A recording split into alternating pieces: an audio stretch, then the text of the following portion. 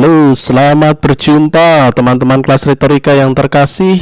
Hari ini kita berjumpa kembali dalam KPM mata kuliah Kitab Suci Perjanjian Lama, hari Kamis tanggal 10 September 2020. Semoga kalian masih dalam keadaan sehat ya.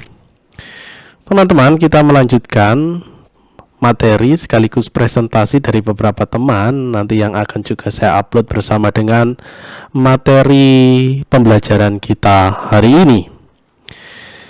Kemarin atau yang sudah mempresentasikan itu sudah ada 5 orang dari kelas retorika A semua. Ini yang saya beri cetak tebal ya. Cetak tebal dan garis bawah. Ini sudah mempresentasikan. Bagi teman-teman yang belum memberi penilaian atau belum menyimak, belum mengikuti presentasi dari teman-teman kalian ini, silahkan membukanya di kanal YouTube. Lalu hari ini nanti bersama dengan materi ini akan saya upload 3 presentasi, 3 ya saya kira ya, yaitu Gregorius Fernandes, Michael Octavianus, dan Nikolaus RST Putra. Jadi nanti silahkan teman-teman selain menyimak materi pembelajaran ini juga menyimak presentasi dari teman-teman kalian ini dan memberi penilaiannya. Saya harap tidak hanya memberi nilai tapi juga memahami betul apa yang mereka sampaikan, dan kalau mau berdiskusi silahkan berdiskusi di kolom komentar. Sekali lagi, komentar di kolom YouTube bukan di Google Classroom ya. Begitu saya kira hari ini kita akan melanjutkan materi kita. Kemarin kita sudah sampai di sini. Saya kembali ke belakang sedikit. Nah, tentang Kitab Suci Perjanjian Lama dilihat dari proses terjadinya KSPL dan bahasanya. Saya harap kalian sudah mengerti ya, karena saya lihat tidak ada pertanyaan di kolom komentar materi saya ini. Saya mengandaikan kalian benar-benar memahami, walaupun tidak sepenuhnya, tapi saya andaikan ya tidak ada hal-hal yang dipertanyakan, artinya jelas. Nah, kita akan masuk hari ini ke lebih dalam lagi tentang dunia Perjanjian Lama. Nanti tentang daerah geografisnya, kita akan melihat daerah geografis dunia Perjanjian Lama itu seperti apa. Geografis garis besar daerah peristiwa-peristiwa Perjanjian Lama, subjudulnya seperti ini ya. Artinya yang mau kita bahas di sini adalah peta tentang kejadian-kejadian yang ada dalam Perjanjian Lama itu di seputaran mana. Yang jelas tidak sampai di Indonesia, yang jelaskan begitu. Tentu itu terjadi semuanya di daerah Timur Tengah saat ini. Nah, bagaimana kondisi atau nama-nama tempat, nama-nama kerajaan yang ada pada waktu itu? Nah, inilah yang nanti akan kita singgung hari ini. Penduduk pada waktu itu dalam dunia Perjanjian Lama itu mendiami daerah yang berbentuk seperti 2 garis memanjang, dengan ujung sudut itu terletak di dekat mata air sungai Efrat. Garis timur ke arah selatan melalui lembah Efrat sampai ke Teluk Persia. Pada garis itu terdapat bangsa Asyur, Babel, dan Persia. Dan pada garis barat daya terdapat bangsa Aram yang dikenal dengan nama Syria, lalu Fenisia, Israel, dan Mesir. Mungkin kalian kalau misalnya dijelaskan dari keterangan-keterangan tulisan ini masih bingung seperti apa. Nah, kalian silahkan melihat peta dunia Perjanjian Lama zaman purba. Saya katakan kalau di dalam kitab suci biasanya yang terbitan ini LAI, Biblika LAI ini, di halaman terakhir itu ada, itu peta dunia Perjanjian Lama kuno. Jadi silahkan dilihat. Nah, sembari dilihat, silahkan memperhatikan slide ini. Saya nggak tahu apakah jelas ya untuk kalian ya. Mudah-mudahan terlihat jelas. Nah, kurang lebih seperti inilah saya menyadur peta ini waktu kerajaan Asyur menyerang Israel ya. Menyerang Israel pada tahun sekitar 700 sebelum Masehi. 722 atau tepatnya seperti itu. Nah, inilah kurang lebih teman-teman petanya yang tadi saya sebutkan. Di sebelah timur ke arah selatan itu lembah Efrat, ada sungai Efrat dan sungai Tigris. Nah, inilah Mesopotamia. Mesopotamia itu daerah Irak kalau sekarang kita sebut. Nah, di Mesopotamia ini ada Asyur, ada Babel. Ada Asyur, ada Babel, ada Niniwe juga. Mungkin nama-nama yang tidak asing ya. Lalu ada Ur-Kasdim. Ur-Kasdim itu ya diyakini itu daerahnya asalnya Abraham ya. Lalu di sini ini ada Laut Persia, artinya di sini adalah Persia. Persia sekarang adalah Iran, negara Iran sekarang. Jadi Iran, Irak kan begitu kan. Lalu Israel, Mesir. Itulah sebenarnya dunia perjanjian lama, tapi dulu namanya belum seperti ini. Kecuali Israel sampai sekarang namanya ini, Mesir sampai sekarang namanya ini. Nah, Mesopotamia itu sudah berganti. Sudah berganti Irak sekarang, termasuk Babel dan Asyur ini ya. Lalu Persia sudah berganti dengan negara Iran. Soal penyebutan saja, tetapi peta ini tidak banyak berubah ya. Petanya ya seperti ini dari zaman dahulu kala sampai sekarang ini. Hanya kalian bisa memahami paling tidak, oh ternyata di sini toh kejadian-kejadian atau peristiwa-peristiwa penting, peristiwa-peristiwa iman yang dialami oleh bangsa Israel. Nah, bangsa Israel di mana ini? Silakan dilihat yang ada tulisannya kecil Sungai Yordan. Nah, Sungai Yordan ini kan erat hubungannya dengan Israel ya. Di sini Laut Tengah, di sini laut yang diseberangi oleh Israel ketika dikejar oleh tentara Mesir. Kalian pasti ingat Laut Tebrau atau Laut Merah. Ini Laut Persia. Lalu ini yang sebelah sini ini Mesir, Memphis ini Mesir. Lalu di sana ada sungai. Yang jelas itu sungai pada waktu itu menjadi ikon ya kita katakan ya. Nah, di daerah Mesopotamia ini yang paling terkenal adalah Sungai Tigris. Dari kata namanya Mesopotamia itu artinya daerah yang diapit oleh dua sungai besar. Ya, sungai besar pada waktu itu ya namanya ini Sungai Tigris dan Sungai Efrat. Jadi kurang lebih seperti ini gambarannya teman-teman untuk peta dunia perjanjian lama. Memang paling banyak dihabiskan nanti sebenarnya di sini.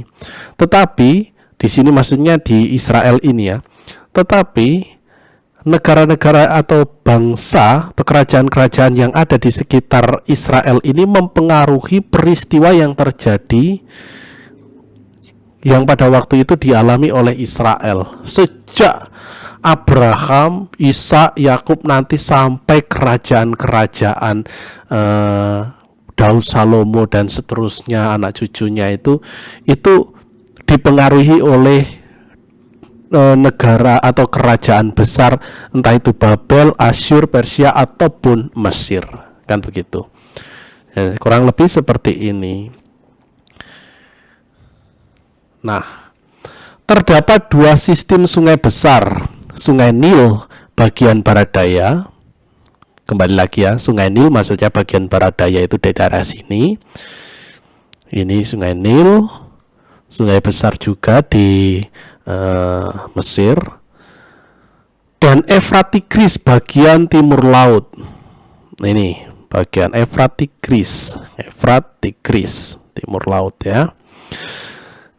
Kedua daerah tersebut menjadi pusat dari dua kekuasaan besar pada masa perjanjian lama, yaitu Mesir dan Mesopotamia.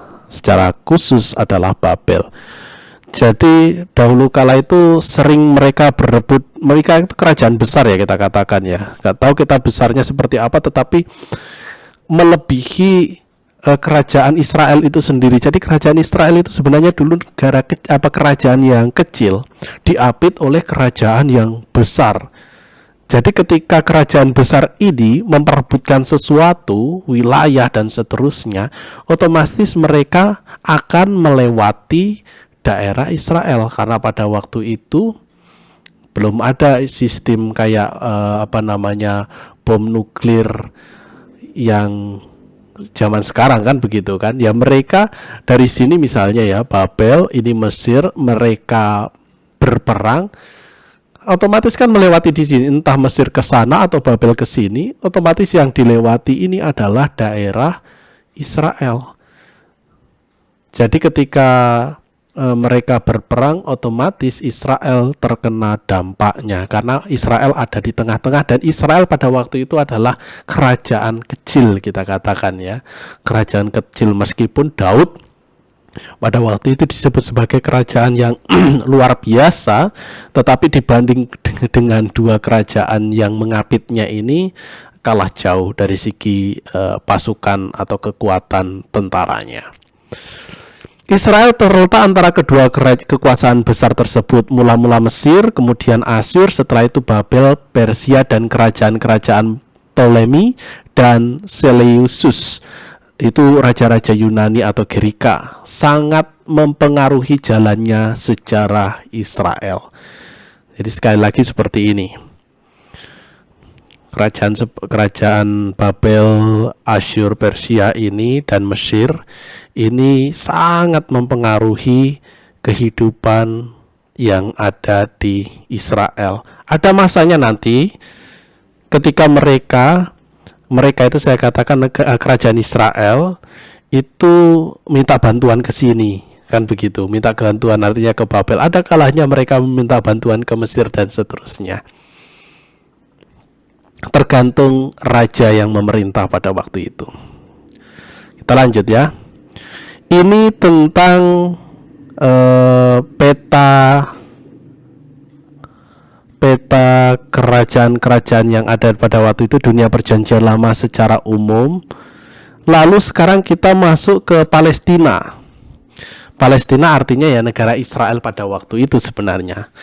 Nah, peta Palestina berada di tengah-tengah bangsa besar yang mengelilingi antara Mesir dan Mesopotamia di sebelah timur, yang saat ini saya sebut tadi ya, disebut dengan Irak. Mesopotamia itu adalah Irak. Negara kecil, panjangnya 300 km dan lebarnya 60 km. Tidak lebih besar dari Pulau Bali ternyata. Artinya kecil ya, kerajaan negara Israel itu kita katakan cukup kecil ya, kita lalui satu hari pun selesai, begitulah. Berbeda sekali dengan negara kita ya. Negara kita kalau kita bandingkan dengan Sabang sampai Merauke itu jauh sekali. Hanya dibandingkan dengan Pulau Bali pun tidak kalah jauh, kalah besar gitulah kita katakan ya. Lalu daerahnya adalah daerah perbukitan yang membentang dari Galilea ke selatan sampai dengan Negeb, memisahkan daratan dan pantai dari lembah Yordan dan padang gurun Transyordan. Saya nggak tahu apakah kelihatan ya, kecil-kecil soalnya tulisannya di sini.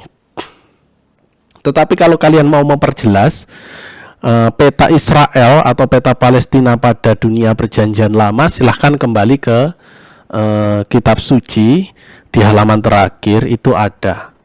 Nah, dari situ nanti kalian akan melihat, oh ternyata disinilah Sidon, disinilah Tirus, nah ini kan, disinilah Damsyik, disinilah Gunung Hermon. Nah, begitulah terjadi apa di sana dan seterusnya.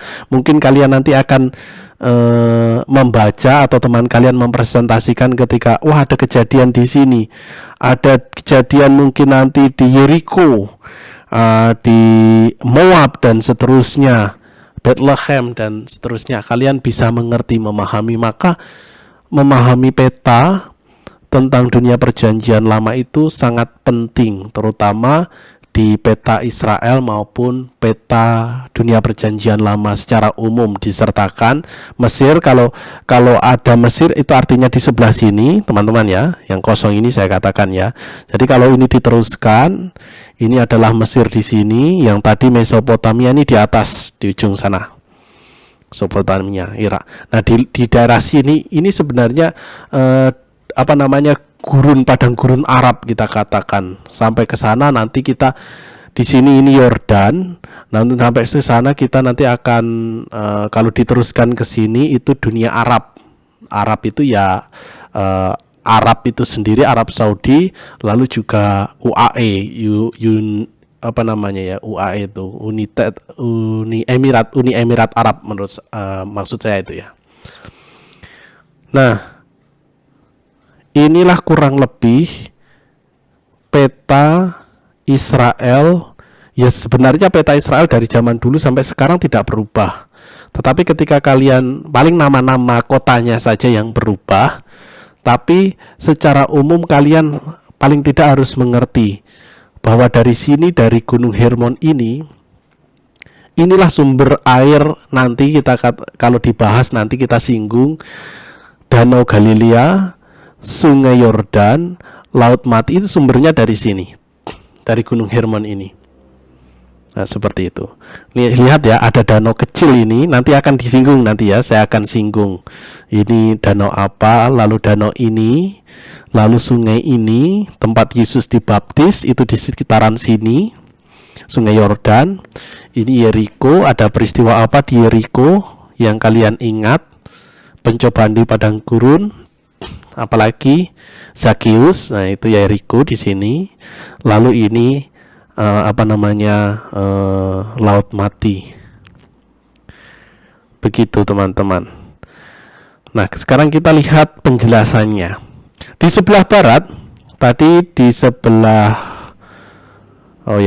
barat berbatasan dengan Laut Tengah dan sebelah timur berbatasan dengan gurun pasir. Sebelah barat ini sini ya, saya katakan ini Laut Tengah atau Mediterranean Sea. Ini Laut Tengah ini. Ini ada Gaza di sini, pokoknya ini daerah pantai. Lalu di sebelah mana tadi timur itu berbatasan dengan gurun pasir Arabia yang saya sebut di sini tadi. Sebelah timur ini di daerah sini, ini gurun pasir semua, gersang sekali. Gersang. Lalu di sebelah utara terletak Gunung Hermon yang sangat dingin ini, sampai sekarang masih ada salju saya sangka, mungkin musim-musimnya. Nah, di sini Gunung Hermon, gunung yang sangat tinggi, puncaknya ada 2759 meter di atas permukaan air laut tentunya. Di atas permukaan air laut. Lalu di sebelah selatan terdapat Laut Mati yang sangat panas. Selatan itu ini ya. Sebenarnya ya segini, tetapi mereka tetap menyebutnya laut. Mungkin kalau kita katakan, wah ini seperti tidak lebih luas dari Danau Toba, saya sangka ya, tidak lebih luas dari Danau Toba. Tetapi sekali lagi mereka menyebutnya ini Laut Mati. Daerah di sini daerah panas. Nah, ini kalau kita kembali ke sini, ini membentuk semacam bulan sabit, teman-teman. Bulan sabit itu artinya nanti istilah untuk menyebut daerah subur. Daerah subur itu daerah bulan sabit. Nah, daerah subur bulan sabit itu dari sini, dari Sungai Nil ini, di sepanjang aliran Sungai Nil ini, lalu melintasi bagian utara, bagian atas Israel, lalu sampai ke Babel, lalu sampai ke sini, ke Laut Persia, di sepanjang Sungai Efrat dan Sungai Tigris ini. Jadi teman-teman, kalau saya menyebut bahwa daerah itu subur, jangan kalian bayangkan itu seperti Sindang, seperti Curup, atau seperti yang dari Sumatera Utara seperti Kabanjahe, itu tidak ya. Ya, kita katakan subur tidak sesubur Belitang, saya katakan ya. Subur untuk mereka ya karena daerah itu ada aliran sungai. Ada aliran sungai, yakni sungai-sungai besar, entah itu sungai Yordan, sungai Nil, sungai Tigris, sungai Efrat. Nah, di sekitar itu tumbuh tanaman dan mudah untuk ditanami, kita katakan. Karena apa? Karena di luar itu gersang, tidak ada tumbuhan, ataupun yang tumbuh ya hanya tumbuhan-tumbuhan padang gurun yang sangat sulit orang pada waktu itu untuk bercocok tanam atau menggembalakan ternak di situ. Di padang gurun kita bayangkan ada apa ya? Hanya ada pasir kan begitu. Jadi kalau saya sebut itu subur, bukan berarti itu sangat-sangat subur seperti Sindang atau seperti Belitang, itu tidak ya. Ya cukuplah kita katakan kalau kita lihat dari atas, misalnya dari pesawat itu ya ada hijau dikit lah seperti itu di sepanjang aliran sungai itu. Selebihnya itu daerah gersang, kita tahu bahwa di sana itu adalah daerah gurun pasir. Lalu ada sebuah sungai utama yang mengalir dari Gunung Hermon membentuk dua danau. Dari utara itu namanya Danau Hulah yang kecil. Tadi ya, lihat ya. Ini namanya Danau Hulah yang kecil, ini Danau Hulah. Itu sama-sama sumbernya dari Gunung Hermon. Nah, dari danau kecil ini dialirkan nanti ke danau yang besar, tetapi itu Sungai Yordan namanya. Nah, itulah Danau Galilea, Danau Genesaret, Danau Tiberias yang lebih besar. Danau itu sekali lagi kalau kita bandingkan dengan danau apa ya? Danau Toba jauh lebih besar Danau Toba. Mungkin daerah mana ya saya bandingkan? Ya tidak terlalu besar sebenarnya danau itu. Ya kalian bisa melihat sendiri dari petanya seperti ini. Nah, kenapa disebut Galilea, Genesaret, Tiberias? Karena tergantung mau disebut di sebelah mana. Sama kayak Danau Toba, sekali lagi saya hanya membandingkan saja. Mungkin teman-teman agak asing. Nggak pernah ke Danau Toba, Romo. Danau Toba itu seperti apa kan gitu kan. Saya hanya mau membandingkan karena saya tahunya di sana, danau itu tahunya saya di sana. Nah, di sana itu kan ada pantai-pantai. Pantai-pantai ada Silalahi, ada Tomok kan gitu kan, ada Baligi. Nah, begitulah nama-nama itu ya disebut karena di Tomok ya mereka sebutnya oh ini Danau Tomok kan begitu, atau Danau Silalahi atau Danau Baligi dan seterusnya. Nah, ini tergantung mereka menyebutnya dari sebelah mana. Nah, begitulah, inilah ya sama. Danau Galilea itu ya Genesaret, Danau Genesaret itu ya Danau Tiberias. Dan bermuara di Laut Mati yang tidak berhubung ke laut lagi. Inilah Laut Mati, mentok di sini airnya. Mentok tidak kemana-mana lagi, maka kandungan garamnya itu sangat-sangat tinggi sehingga kalian bisa mengapung di sini. Tidak bisa berenang pun kalian tetap mengapung di sini karena kandungan garamnya itu sangat tinggi. Dan itu tidak kemana-mana. Terus ada filosofinya teman-teman ya, ada permenungannya kenapa ini lebih berguna, ini laut disebut sebagai Laut Mati sementara disebut Danau Galilea dan seterusnya. Itu ada filosofinya, ada permenungannya sebenarnya. Oke, tetapi kita tidak membahas itu sekarang.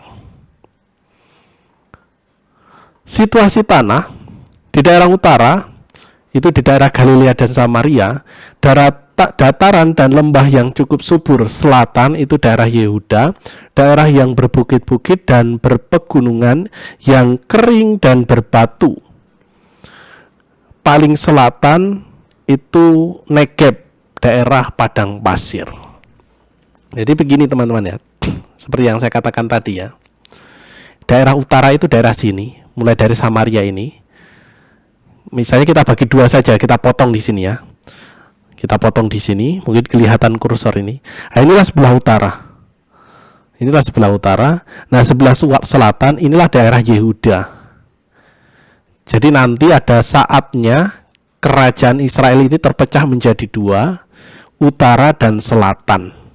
Utara itulah kerajaan Israel, nanti disebut seperti itu. Lalu selatan itulah nanti kerajaan Yehuda, nah, seperti itu. Nah, di sini yang di utara ini disebut daerah yang subur. Ya, sebenarnya sekali lagi kembali ya, lebih subur saya katakan. Kenapa? Karena di sini daerahnya lebih dingin. Di sini ada Danau Galilea. Kan gitu kan. Dan semakin ke sini itu semakin mendekati Laut Mati dan perbukitan atau daerah padang pasir, artinya tidak semakin subur, semakin gersang malahan. Jadi ke sini kita akan lihat semakin gersang, di sini semakin hijau. Hijaunya sekali lagi karena dipengaruhi adanya Danau Galilea ini. Danau Galilea dan aliran Sungai Yordan. Nah, begitu teman-teman ya. Ini daerah utara, ini daerah selatan. Nah, itu saya kira tentang peta, entah itu peta perjanjian lama yang ini, yang secara umum lengkap, artinya mulai dari Mesir sampai Persia, maupun yang hanya khusus daerah Israel. Daerah Israel ya pusat tanah perjanjian yang disebut dengan tanah Kanaan, mulai dari ketika Abraham dari tanah Ur Kasdim ya, dari Irak kita sebut sekarang ya, sampai ke sini. Lalu nanti kita di sini akan membahas terjadinya kitab suci perjanjian lama, proses penulisan dan perkembangannya di sini nanti. Tentu ya tidak hanya di sini, tetapi kita nanti akan melihat ketika mereka merantau ke Mesir dan ketika mereka nanti dibuang ke, entah itu dia dibuang ke Asyur ataupun mereka dibuang ke Babylon. Jadi ada dua periode pembuangan teman-teman ya. Ketika nanti akan disinggung lebih, pada saatnya akan disinggung lebih rinci. Israel atau utara, kerajaan utara itu nanti akan dibuang ke Asyur, itu pada tahun 722 sebelum Masehi. Lalu selatan, Yehuda ini akan dibuang ke Babylon pada tahun 560-an atau 550-an sekitar itu. Jadi begitu. Saya kira sampai di sini kalian bisa memahami materi ini. Mudah-mudahan penjelasan saya bisa ditangkap dengan baik. Seandainya ada yang perlu dipertanyakan dari penjelasan saya ini, silahkan langsung bertanya saja di kolom komentar di video pembelajaran ini di YouTube ini.